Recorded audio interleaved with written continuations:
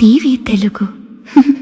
Central MLA ప్రభుత్వ whip bonda Umamaheswararao తనయుడు బోండా రవితేజ జన్మదిన వేడుకలు విజయవాడలో కోలాహలంగా జరిగాయి. సింగ్ నగర్ లోని పైపుల్ రోడ్డు వద్ద ఏర్పాటు చేసిన ఈ కార్యక్రమంలో రవితేజ అభిమానులు, తెలుగుదేశం పార్టీ శ్రేణుల మధ్య కేక్ కట్ చేసి పుట్టినరోజు వేడుకలు జరుపుకున్నారు. కేవలం వేడుకలకై పరిమితం కాకుండా ఈ పుట్టినరోజు సేవా దృక్పథాన్ని చాటుకుంది. డొక్కా సీతమ్మ చారిటబుల్ ట్రస్ట్ నిర్వాహకురాలు విజయకుమారి ఆధ్వర్యంలో సుమారు 500 మందికి పైగా పేదలకు అన్నదాన కార్యక్రమాన్ని ఏర్పాటు చేశారు. ఈ సందర్భంగా విజయకుమారి మాట్లాడుతూ, రవితేజ పుట్టినరోజు పేదలకు ఆకలి తీర్చే అవకాశం రావడం ఎంతో ఆనందంగా ఉందన్నారు. తాము ఆహ్వానించగానే విచ్చేసి ఈ కార్యక్రమాన్ని విజయవంతం చేసిన విజయకృష్ణ సూపర్ బజార్ చైర్మన్ కి, పర్సన్ పర్వీన్, ఎర్రబోదు శ్రావణిలకు మరియు స్థానిక టీడీపీ నాయకులకు ఆమె హృదయపూర్వక కృతజ్ఞతలు తెలియజేశారు.